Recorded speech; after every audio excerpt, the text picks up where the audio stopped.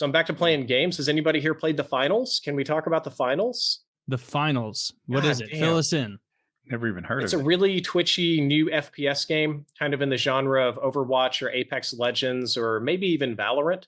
It is a multi-team shooter with an emphasis on mobility. It runs exceptionally well on PC, and the gimmick that makes it really cool is that everything is destructible like Red Faction on PlayStation 2, and that literally every single thing in the map is destructible, all server side, all happening in real time. So when you take down a building, it comes down on the server, so everybody sees it at the same time. You can all interact with the little pieces, and it's not kind of like the opposite of Minecraft, like you're trying to capture an objective or plant a flag, and you can destroy the building in certain ways to protect or defend. And it's just really well made, really well optimized. It ran like a dream on a crappy 1050 GPU I was trying it on the first time. Free to play, good cosmetics. I had a lot of fun with this game. Okay. It's something different. Old, right? That wasn't a good card 8 years ago. Yes. Thank you. Yeah. No, it's worth checking out for sure. Yeah, I'm watching a little gameplay. Yeah, it's absolutely in the first person shooter genre. That's a little stale a lot of times. The biggest change recently was probably Battle Royale, and that's still like 6 years ago. But the finals feels like something that's kind of fresh, something that's kind of new. They kind of got a different idea of how to do FPS, and I've personally been enjoying it a lot. Is this like Call of Duty, like 12 on 12, like Ground War? No, it's you'll start out with 4 teams of 3, so 12 people, 4 multi-team, and as you progress through the ranked match, the teams will be eliminated until it's a 3v3 match for the final round. This looks pretty cool. Okay. I would struggle. I've been playing the Tarkov Arena mode that just came out. There's a big controversy about that because you don't know, Tarkov's this early release game that kind of depends on its fans to buy a special version of the game for $120 for them to be able to do all this dev stuff for the last 6 years or whatever. Wait, it's not full release? Pardon? No. And they come out with an arena mode, which is supposed to be like a standalone game.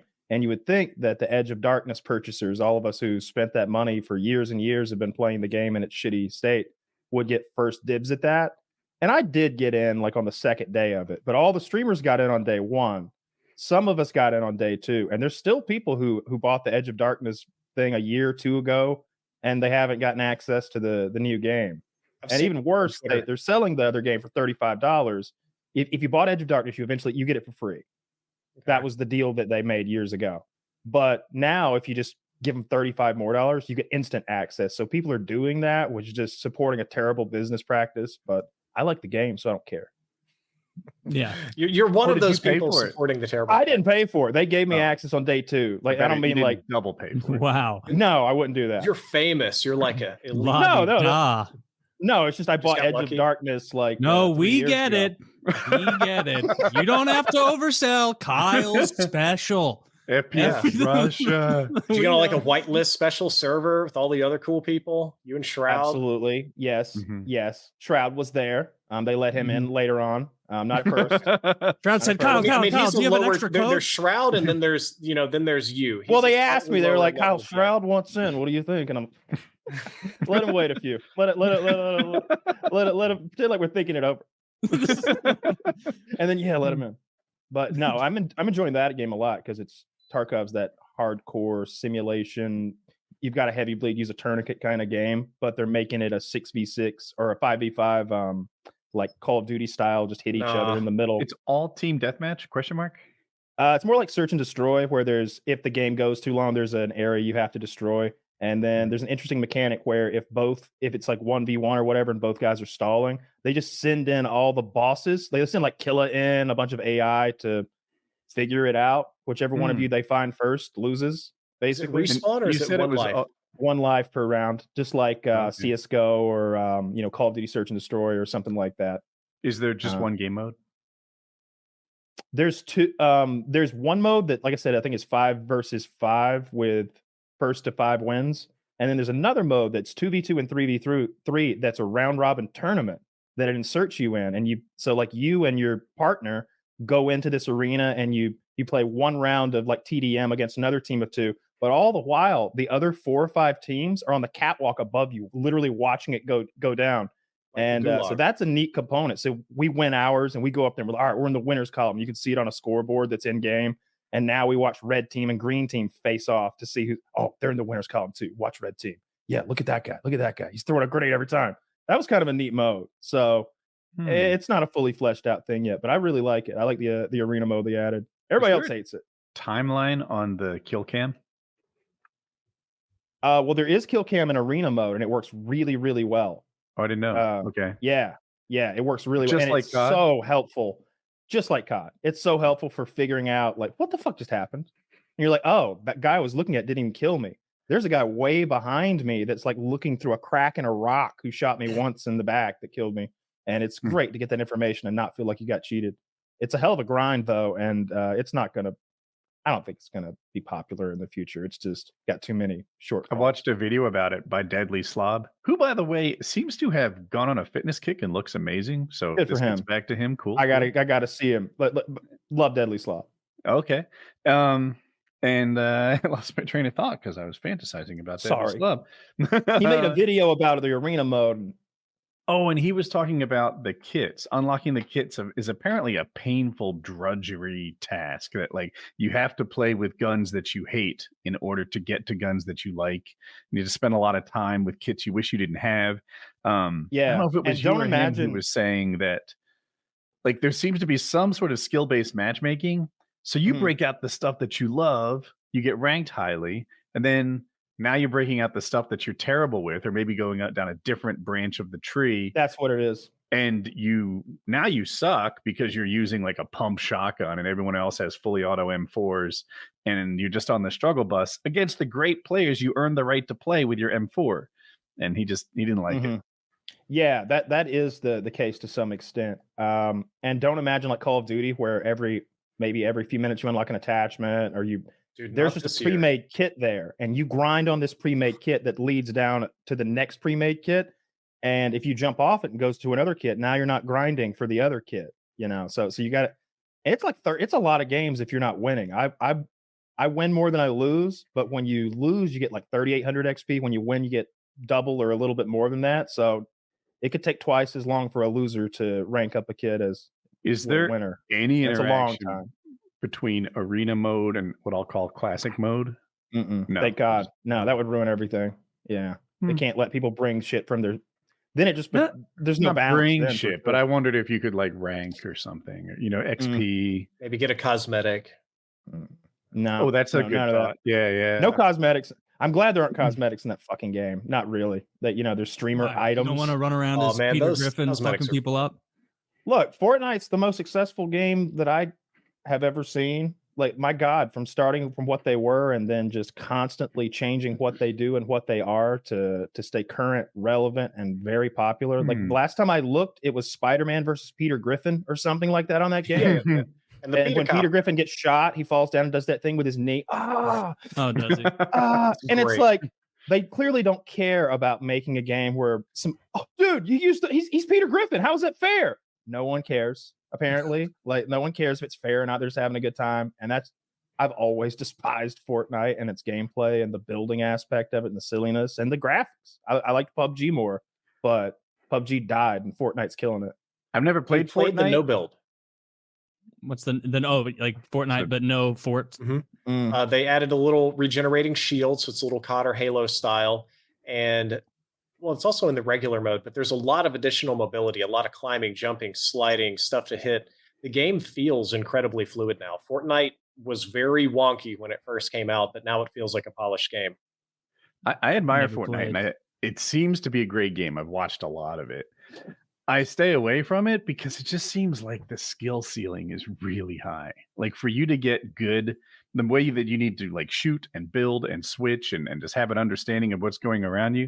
And people have been playing this game for 6-7 years now. If I were to walk into that game, it'd be like walking into chess. Like, oh yeah, these people have been perfecting their talents in this game for decades, and I'm fucked. I'll never be any good.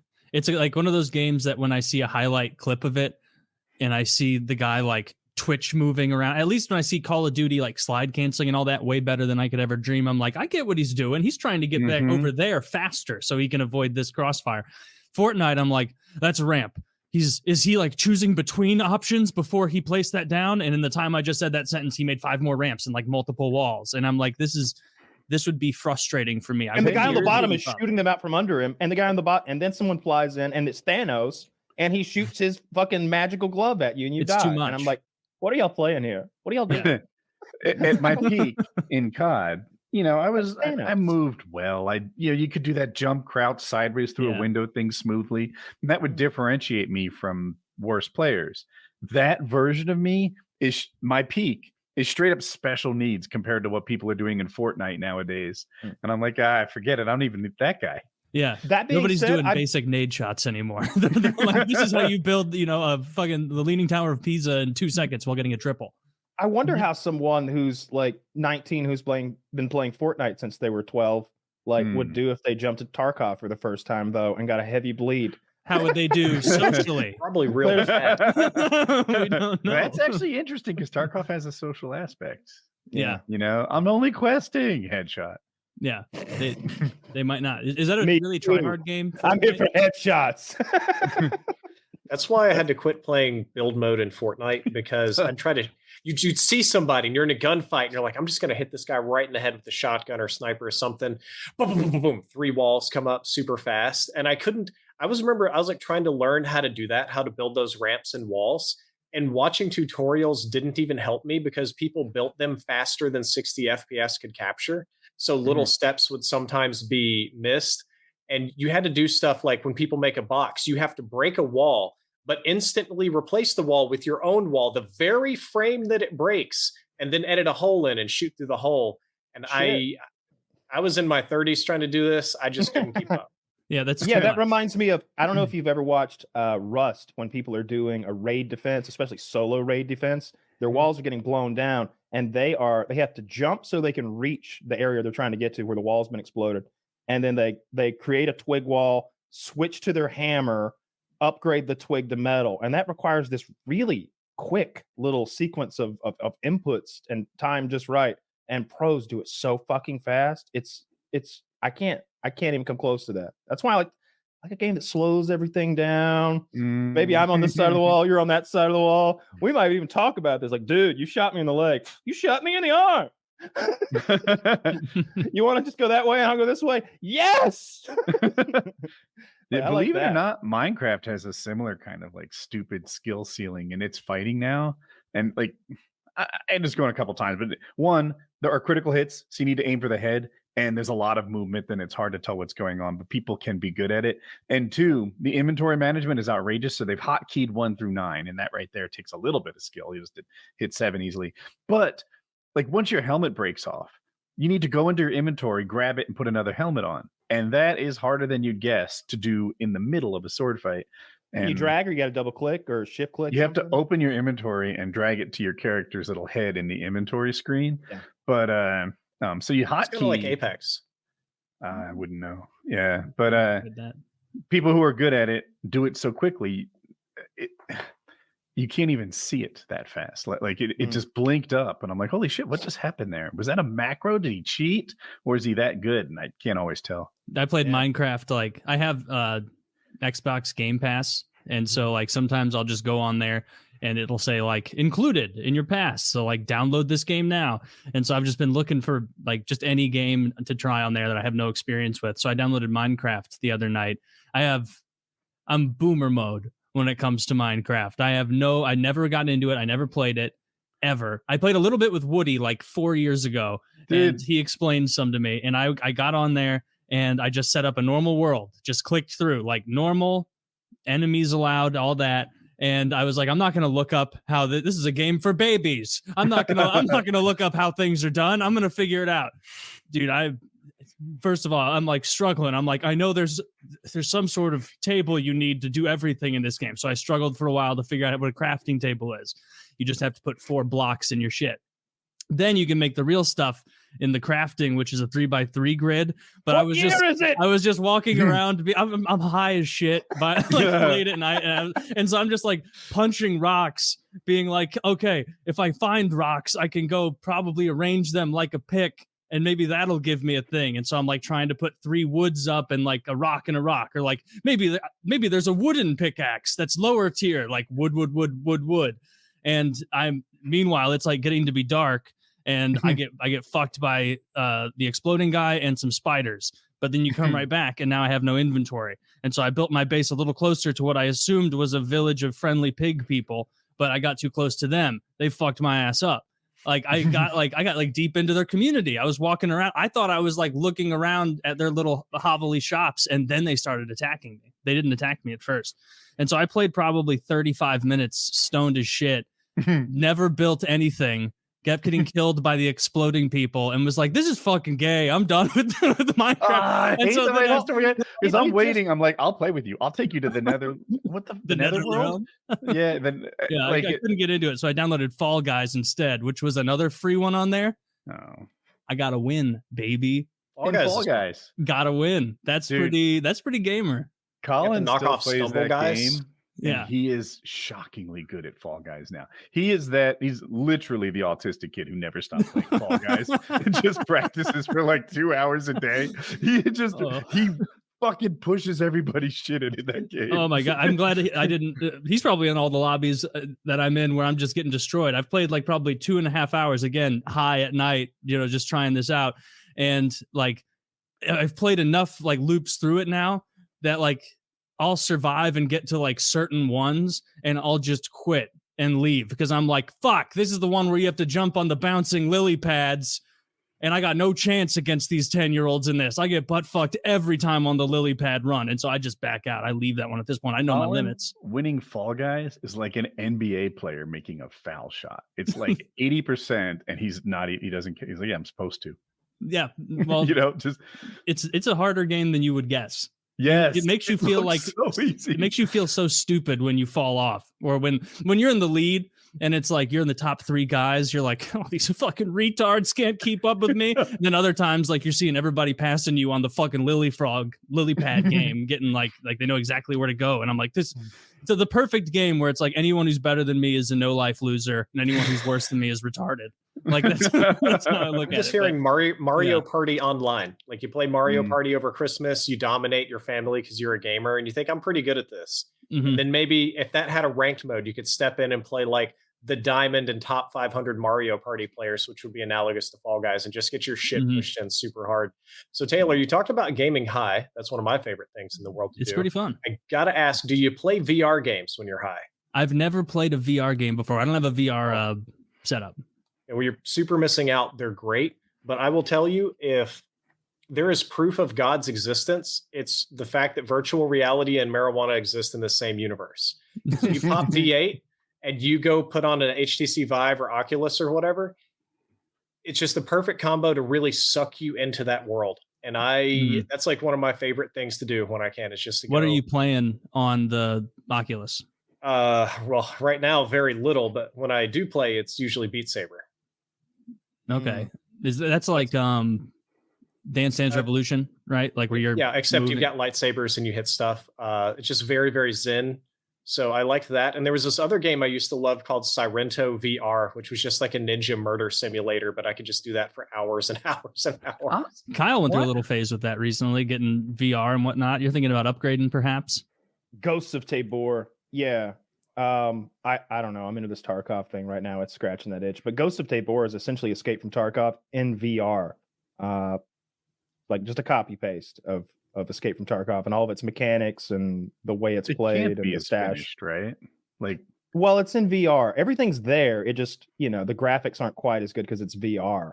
Yeah, and you'll move kind of weird, and you'll have people probably like pointing their guns around corners and stuff. One of the things that makes Tarkov is the complexity and realism around the guns. And I would have guessed that takes a long time to add to a game. They look all right. So I haven't played a ton. I've only played a few hours, but from what I saw, you can reach down and put your flashlight on the gun, reach down, put the sight on the gun, put your mag in, check your mag, like everything was there, but like it was the number of attachments and the compatibility. Like, you buy this grip. Oh, this grip fits an AK, but it'll never fit an AR. I think that's how they do things. Okay. But you've got a real stash. So I've seen they're so cluttered. It's just like someone's real gun room, just these huge but it's VR. So you don't mind taking a whole pile of Elcan sights or Trigicon ACOGs and just throwing them in. So they'll have piles of everything, and they just reach up into the piles of I think you need batteries for your optics and stuff. So they're putting batteries in and stuff. It's pretty funny. to see that translated to VR, but it got tedious for me, and I kept getting motion sickness. I realized how silly it was, Drifter, to ask about your VR endeavors as you're laying in the bed now. But yeah, how much time can you be up and about in a given day?